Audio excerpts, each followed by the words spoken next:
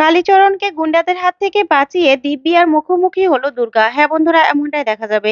তাই সম্পূর্ণ জানতে ভিডিওটিতে লাইক দিয়ে চ্যানেলটি সাবস্ক্রাইব করে দেখতে থাকুন। গল্পের শুরুতে দেখা যাবে দিব্যাকে দিব্যার লোক ফোন করে আর ফোন করে বলতে থাকে, ম্যাডাম নিশ্চয়ই এখানে কিছু একটা চলছে।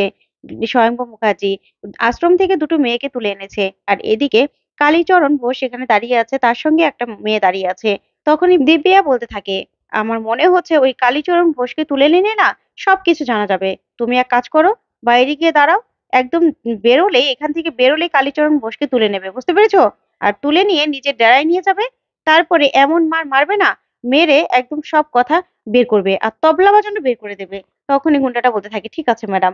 তখন ফোন রাখলেই দুর্গা সবটা শুনতে পায় আর মনে মনে বলতে থাকে, দিব্যা সেন, দিব্যা সেন এখানেও ছক কষা হচ্ছে, তাই তো? দাঁড়া, দেখবি তোর কি মজা করি। ওইদিকে দেখা যাবে স্বয়ংভূ মেয়ে দুটোকে বলতে থাকে, বল ওই মেয়েটাকে, বল।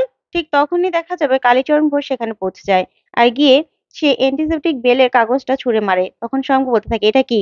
তখনই কালীচরণ বলতে থাকে, এটা কি? তখন কালীচরণ তোতলাতে থাকে আর এদিকে দুর্গা কালীচরণ ঘোষকে বলার কথা বলে যে, বল অ্যান্টিসেপ্টিক বেল। তখনই কালীচরণ বলতে থাকে, এটা বেল, বেলের কাগজ। তখনই এই কথা শুনে স্বয়ংভূ বলতে থাকে, বেলের কাগজ মানে কোথা থেকে পেলেন? তখনই কালীচরণ ঘোষ বলতে থাকে, কেন, কোর্ট থেকে, উকিল বাবু দিয়েছে। তখনই স্বয়ংভূ বলতে থাকে, কোন উকিল? তারপরে কালীচরণ ঘোষ বলতে থাকে, সেটা জেনে আপনার কি হবে? হ্যাঁ, আপনার কি হবে? অ্যান্টিসেপ্টিক বেল পেয়েছেন, এবার ওদেরকে ছেড়ে দিন। তখনই স্বয়ংভূ কাগজটা খুলে বলতে থাকে, এই মিনা, চিরঞ্জিত নন্দী, ঠিকই তো অ্যান্টিসেপ্টিক বেল। উনি পেলো কোথায়? কোথা থেকে পেলেন আপনি? তখনই, সেই কথা আপনার জেনে কোনো লাভ নেই। এই মিনা, সুমনা, চল, চল এখান থেকে চল। এই বলে ওদেরকে নিয়ে বেরিয়ে যায় কালীচরণ। তখনই দুর্গা বলতে থাকে, এই কালীপুরো, ঠিক আছে তো? তখনই কালীচরণ বলতে থাকে, হ্যাঁ দুর্গা ঠিক আছে, একদম দিয়েছি না। তারপরেই কালীচরণ বলতে থাকে, তোর সঙ্গে থাকতে থাকতে তোর মতো মুখের ভাষা হয়ে যাচ্ছে আমার। তখন দুর্গা বলতে থাকে, ভালো হয়েছে, এবার না তুই ওদের নিয়ে যা, ওদের নিয়ে যা, আমার মনে হচ্ছে কিছু একটা ঘটতে চলেছে। তারপরে দেখা যাবে কালীচরণ ঘোষ বাচ্চা দুটোকে নিয়ে বেরোতে থাকে। ওইদিকে দিব্যা ওর লোককে বলতে থাকে, কি বেরিয়েছে?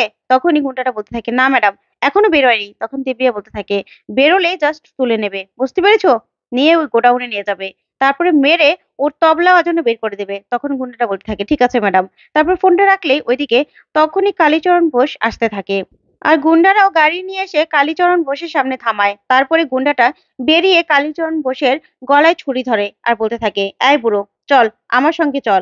তখনই কালীচরণ ঘোষ বলতে থাকে, এই তোমরা কারা, তোমরা কারা? তখন গুন্ডাটা বলতে থাকে, একদম কথা বলবি না বুড়ো, সোজা গাড়িতে ওঠ, গাড়িতে ওঠ। ঠিক তখনই দুর্গা পিছনে চলে আসে আর এসেই শাড়ির আঁচলের পিছন থেকে চেম্বার ধরে বলতে থাকে, এই এখানে কি হচ্ছে? বয়স্ক মানুষের সঙ্গে কি হচ্ছে? ওনারা তো সিনিয়র জেনারেশন নাকি, এদের সঙ্গে এরকম ব্যবহার কেন? আর শোন, তোর কাছে ছুরি আছে আর আমার কাছে না চেম্বার আছে। চেম্বার থেকে কি বেরোয় জানিস? গুলি বেরোয়। তোদের কে পাঠিয়েছে, বল কে পাঠিয়েছে? তখনই গুন্ডাটা বলতে থাকে, ভয় পেয়ে বলে দেয় যে দিব্যা সেন পাঠিয়েছে। তখনই দুর্গা বলতে থাকে, ওই দিব্যা সেন, ওই দিব্যা সেন তো একটা কটকটি, কটকটি একটা ডাইনি একটা। ওকে পেলে না এমন মার মারবো না, ওর সব খেলা আমি শেষ করব, সব খেলা আমি শেষ করব। তারপরে গুন্ডাটাকে বলতে থাকে, যা গাড়িতে ওঠ, যা এখান থেকে। তারপরে গুন্ডাটা সেখান থেকে গাড়ি নিয়ে চলে গেলেই তখনই কালীচরণ ঘোষ বলতে থাকে, দুর্গা তোর কাছে চেম্বার আসলো কোথা থেকে? তখনই দুর্গা বলতে থাকে, চেম্বার দেখবে।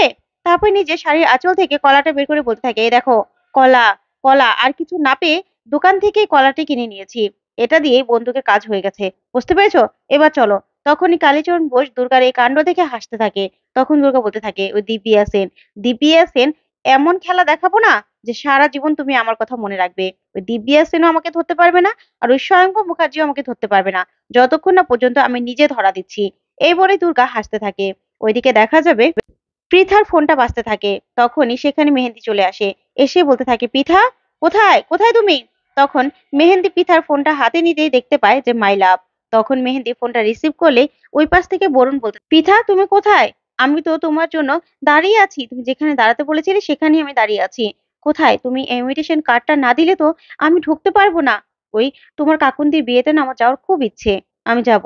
আর সবার কাছে আমি তোমার জন্য হাত জোড় করবো, তোমাকে চাইবো। তুমি কোথায়? কথা বলছো না কেন বলো তো, কথা বলছো না কেন? ওইদিকে মেহেন্দি সবটা শুনতে পেয়ে ফোনটা রেখে দেয়। তখনই দেখা যাবে বরুণ অবাক হয়ে যায় এই কাণ্ড দেখে। তারপর মেহেন্দি লুকিয়ে পড়ে। ওইদিকে পৃথা তখনই আসে, এসে কার্ড আর মোবাইলটা নিয়ে সেখান থেকে বেরিয়ে পড়ে। তারপরে দেখা যাবে মেহেন্দি বেরিয়ে আসে আর এসে বলতে থাকে, কি বললো ওই বরুণ দাস? ও এই বিয়েতে আসতে চায়, কাকনির বিয়েতে কেন?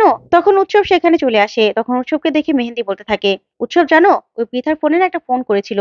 ওই যে পৃথার যে বয়ফ্রেন্ড বরুণ দাস নাকি, সে ফোন করেছিল। আমি শুনলাম যে সে নাকি কাকনির বিয়েতে আসতে চায়।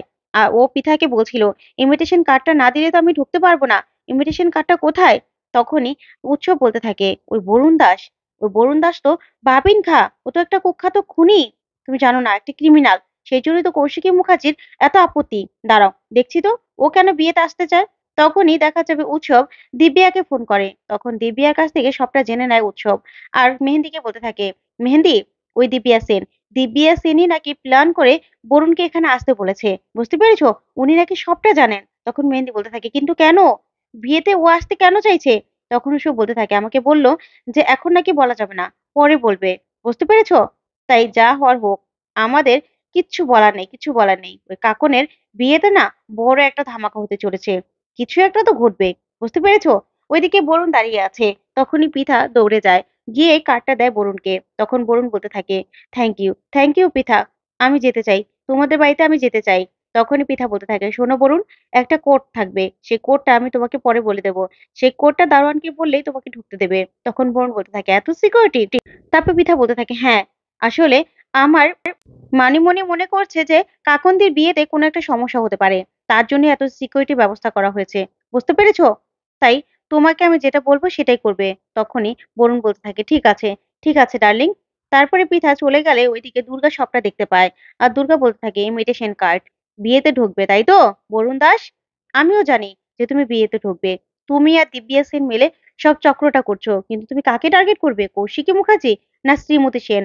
ওইদিকে বরুণ তখনই দিব্যা সেনকে ফোন করে। আর ফোন করে বলতে থাকে, হ্যাঁ, ইনভিটেশন কার্ডটা হাতে পেয়ে গেছি।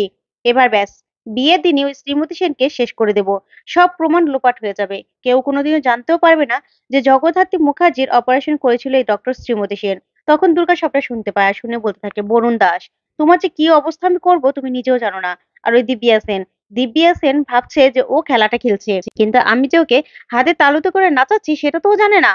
ওইদিকে দেখা যাবে কাকন পৃথার ঘরে এসে হার পড়তে থাকে। তখনই পৃথা কাকনকে দেখে রেগে যায় আর বলতে থাকে, তুই তুই এখানে কি করছিস? তখনই কাকন পৃথাকে বলতে থাকে, আমার হারটা দেখ। তারপরে পৃথা বলতে থাকে, হ্যাঁ, তোর হারটা দেখেছি তো, খুব সুন্দর, অনেক দামি। তোর মা তো তোকে তো সোনায় মুড়িয়ে দিচ্ছে, আর আমাকে দেখ, আমার বয়ফ্রেন্ডের লুকিয়ে লুকিয়ে আসতে হবে, সবার কাছে কান্নাকাটি করতে হবে। আর আমার কপাল দেখ, তোর না কপাল, তুই বলতে পারিস না, শুনতে পারিস না, তারপরেও তোর বর সানাই বাজিয়ে এ বাড়িতে আসবে, তোকে বিয়ে করে নিয়ে যাবে। আর আমার বয়ফ্রেন্ড এখানে আসতেই পারবে না। আমার না ভালো লাগছে না। তখনই সেখানে বৈদেহী চলে আসে। ঋষি বলতে থাকে, পৃথা, ওর উপর রাগ দেখাচ্ছ কেন, কি হয়েছে? তখন পৃথা বলতে থাকে, শোনো জ্ঞানী, আমার না কোনো কথা বলতে ইচ্ছে করছে না, কিছু হয়নি। তখন বৈদেহী বলতে থাকে, কিছু তো একটা হয়েছে। কার কথা বলছিলে? কে হাত হাত জোর করবে? কে আসবে এখানে? কাকে বলছো? তখনই পৃথা বলতে থাকে, কেউ না। আমি বললাম তো কেউ আসবে না, কেউ আসবে না এখানে। তখনই বৈদেহী বলতে থাকে, তুমি কেন এরকম ব্যবহার করছো পৃথা, বলো। তখন পৃথা বলতে থাকে, শোনো, তুমি আমার উপর জোর করতে পারো না। তখনই সেখানে প্রীতি চলে আসে। ঋষি বলতে থাকে, হ্যাঁ কাকিমণি, তুমি ওর উপর কেন জোর করছো বলো তো? তখন বৈদেহী বলতে থাকে, শোনো, জোর করছি না প্রীতি, আমি শুধুমাত্র জানার চেষ্টা করছি যে ওর কি হয়েছে। ও যেটা করছে সেটা ঠিক নয়। ও কি করতে চাইছে সেটাই জানতে চাইছি। তখনই প্রীতি বলতে থাকে, না, ও কিছু করতে চাইছে না। বুঝতে পেরেছো? তুমি না অযথা এগুলো নিয়ে কোনো কথা বলবে না। তখন এই কথা শুনে বৈদেহী পুরো চমকে যায়। তো বন্ধুরা, আজকের আপডেটটি কেমন লাগলো কমেন্ট করে জানাও। ধন্যবাদ।